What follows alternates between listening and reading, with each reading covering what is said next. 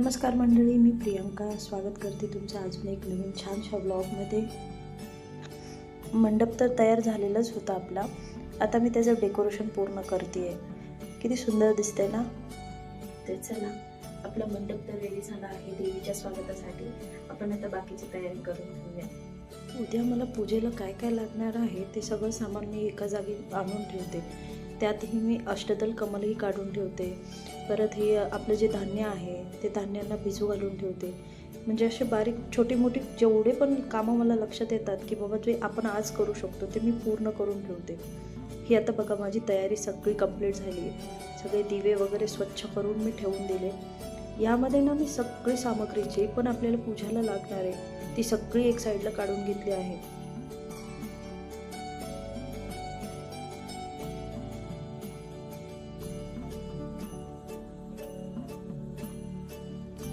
सकाळी लवकर उठून मी बाकीचे कामं सर्व पूर्ण करून घेतली आणि मग आता हळदीचं लेपन करायला घेतलं. कारण हळदीचं लेपन वाळायला जरा वेळ लागतो ना, त्यामुळं मी पहिले तेच पूर्ण करून घेते.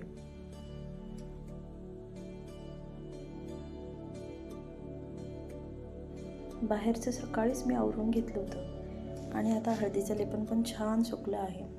आता रांगोळी पूर्ण करते. जी रांगोळी मी रेड आणि व्हाईट अशा कॉम्बिनेशनमध्ये केली आहे. आज व्हाईट कलर आहे ना, त्यामुळे मग मी 2 कॉम्बिनेशनमध्ये केले.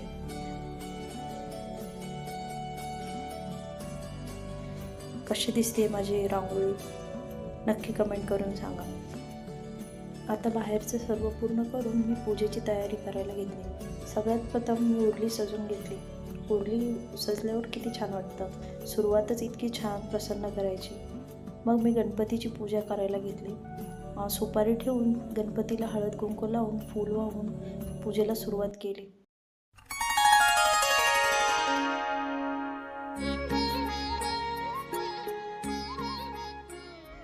हा आमच्या देवीचा टाका आहे. याच्यावरच मी आपलं पाणी, गंगाजल, पंचामृत, परत हळद कुंकूचं पाणी, चंदनाचं पाणी असं अभिषेक केला. आणि मी बाकीचे देव जेवढे पण होते त्यांचाही तसाच अभिषेक केला.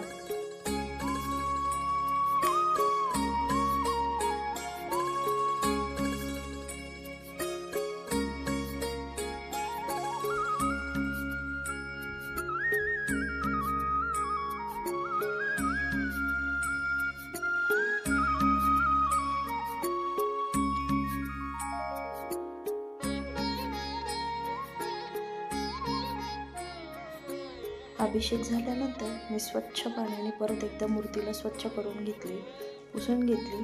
मग तिचा मळवट भरायला सुरुवात केली. मळवट भरताना मी चंदन आणि अष्टगंध असा दोन्हीचा लेप लावते पहिले आणि नंतर हळदीने पूर्ण मळवट भरते.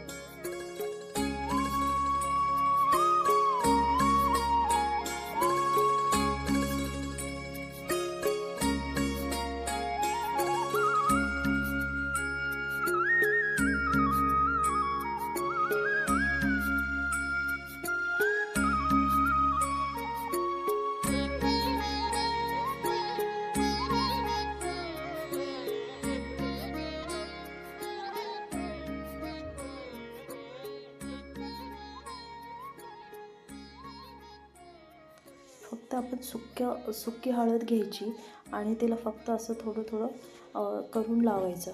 खूप छान पद्धतीने मळवट भरला जातो.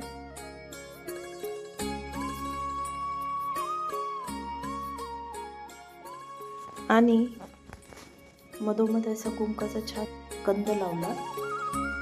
झाली आपली देवी रेडी. किती सुंदर दिसते ना.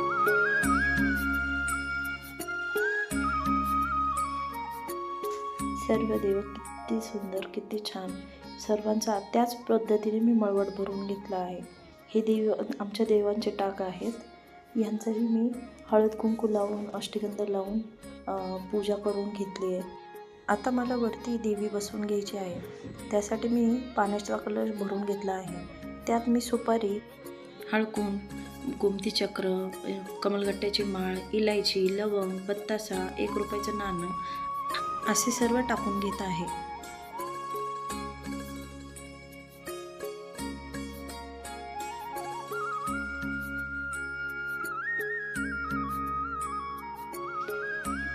देवी स्वरूप माझ्याकडं हा मुकुट आहे, तोच मी आता नारळाला लावून घेते आणि देवीचं असं सुंदर रूप तयार करून घेते. हा आपण ड्रेस बनवला होता, देवीचे वस्त्र तयार केले होते. बघा किती सुंदर ड्रेस दिसतो. हे बघा माझी देवी तयार झाली, किती सुंदर आणि किती छान.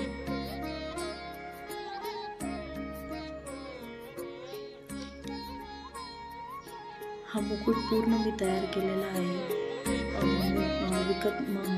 कोल्हापूरवरनं एक मुकुट घेऊन आली होती, तेव्हा मी हा मुकुट तयार केला आहे. आता आपण घट बसवून घेऊया.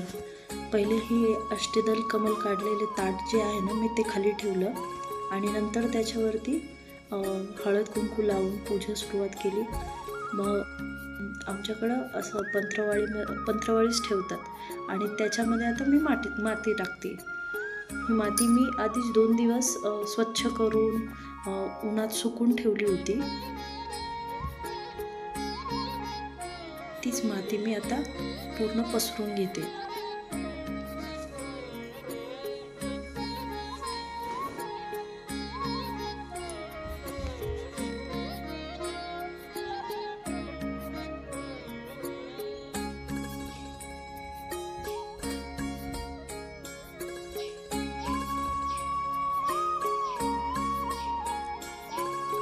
घट आमच्याकडे असाच घट बसवतात.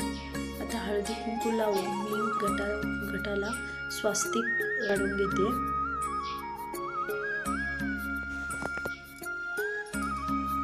आणि वरच्या साईडला मी हळद कुंकू असे दोन्हीही लावून घेणार आहे. आणि सेम यामध्ये पण जेवढं गोष्टी मी त्या कलशामध्ये टाकल्यात त्या सगळ्या ह्यामध्ये टाकणार. जसं की बदाम झालं, बत्तासं झालं, इलायची, लवंग, गोमती चक्र, 1 रुपयाचं नाणं हळकून, परत आणखीन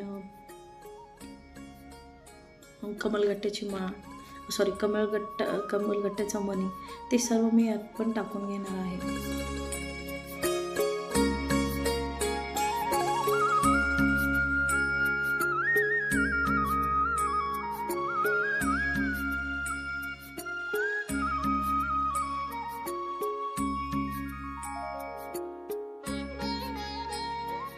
पलीकडे मी घटाच्या आधी मी देवीचा फोटो माझ्याकडे जो आहे ना, त्याला मी वस्त्र बनवलेलं होतं, मी तेच लावून तिथे ठेवून घेतलं आणि त्याच्या पुढे आता घट बसवते. तर हळद कुंकू वाहून घेऊन आपण देवीला स्मरण करून म्हणायचं की तू या घटामध्ये येऊन सूक्ष्म रूपाने वास कर म्हणून.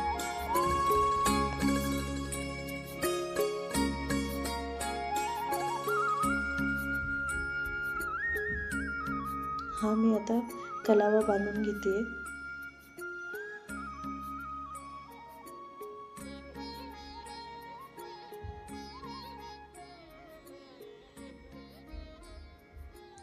कलावा बांधून मी आता ही पानाचे जे पत्ते आहेत त्यांना हळद कुंकू लावून घेते. आता आपल्याला त्या घटावर ह्या पानाच्या पत्त्यांना ठेवायचं आहे, त्याच्यावर एक नारळ ठेवायचा, लक्ष्मी स्वरूप तोही नारळ आपण ठेवणार आहे. नारळ ठेवल्यामुळे जे कलश आहे त्याला पूर्ण स्वरूप मिळतं. आता ठेवल्याच्या नंतर मी जी साईडनं जागा होती ना, ती पूर्ण मातीने कव्हर करून घेते. म्हणजे घट पूर्ण मातीने झाकून घ्यायचं आपण. आता मी जे धान्य भिजवलेलं होतं ते सर्व आता मी याच्यामध्ये टाकून घेणार आहे आणि उरलेली माती मग थोडी थोडी करून टाकणार. खूप जास्त माती नाही टाकणार. आता थोडी थोडी करून मी आता ही सर्व साईडनी माती पसरून घेणार.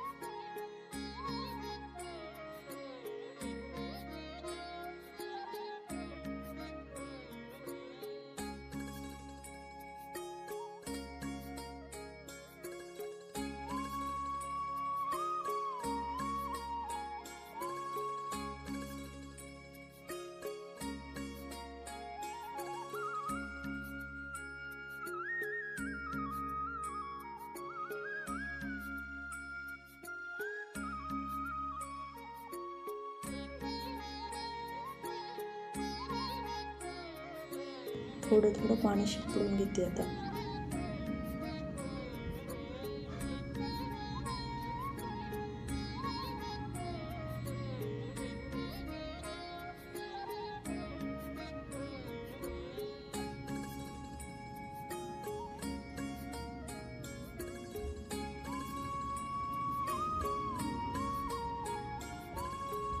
हे बघा, आता मी माळ तयार करून घेतली आहे. आमच्याकडे हीच माळ घालतात. जी आज पहिलीची माळ असते ना, ती आमच्याकडे पहिली पानाचीच माळ घालतात. तुमच्याकडे कोणती घालता? नक्की कमेंट करून सांगा.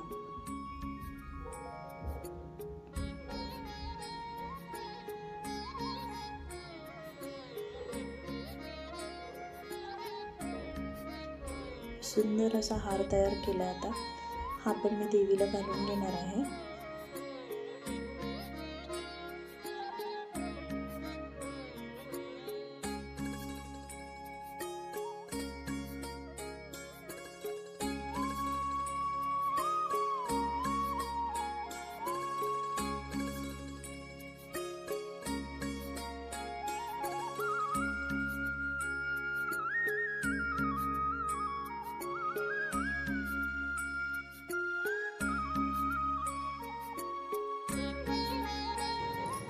आता मी इथे एक पाट ठेवून घेतला आहे, कारण मला इथं अखंड दिवा लावायचा आहे ना, त्यासाठी मी इथेच एक पाट ठेवून घेते.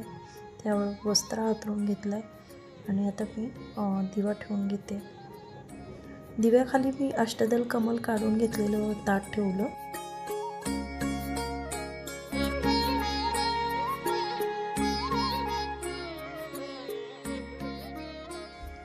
आता मी ह्या ताटात ना दोन्ही जी माझ्याकडं श्रीयंत्र आहेत, एक कच्चक मेरू यंत्र आणि एक श्रीयंत्र, असे दोन्हीही मी इथेच ठेवून घेणार आहे. कारण मग आपल्याला कुंकुमार्चन करायला इथे बरं पडतं ना. 9 दिवस मी कुंकुमार्चनची सेवा करते, त्यामुळे मी इथे समोरच ठेवते.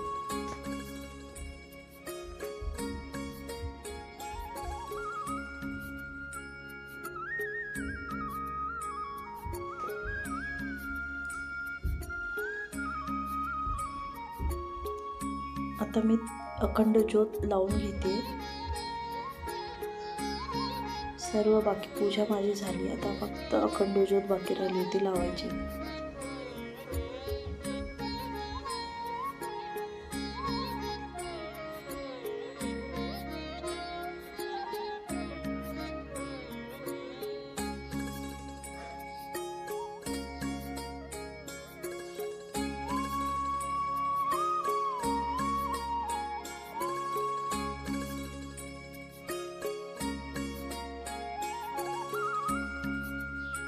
या ना माझ्याकडे 2 समया आहेत. मी आता त्यांना ना फुलांनी असं छान डेकोरेशन करून घेतलं.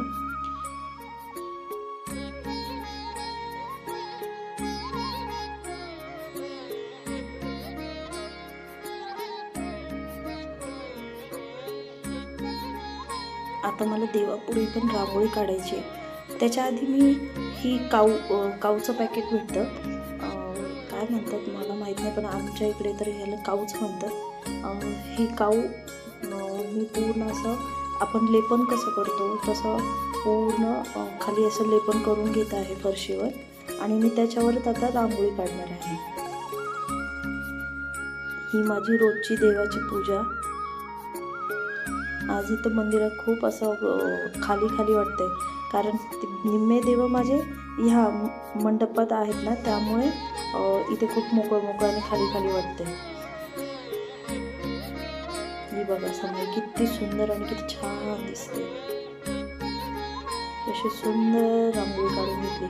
मी खूप गडबड केली, पूर्ण काऊ वाळूनच दिली नाही. त्याच्या आधीच मी रांगोळी काढून घेतली ना, त्यामुळे ती थोडंसं असं ओलसर दिसते.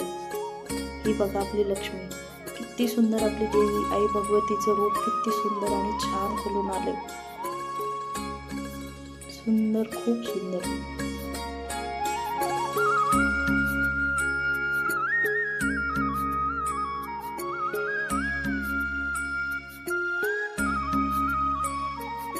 तर मंडळी, आजचा व्हिडिओ तुम्हाला कसा वाटला वाटला नक्की कमेंट करून सांगा. माझी पूजा कशी वाटली नक्की कमेंट करून सांगा. काय राहिलंय, काय सुटलंय, काय घेतलंय. सकाळपासून खूप जास्त धावपळीत होते, पण घेतलंय बऱ्यापैकी. काय शूट केलंय. तुम्हाला कसं वाटतंय नक्की सांगा. आणि व्हिडिओ आवडल्यास लाईक, शेअर, सबस्क्राईब करा. आणि तुम्हाला पण नवरात्राच्या हार्दिक शुभेच्छा. थँक्यू. Bye bye.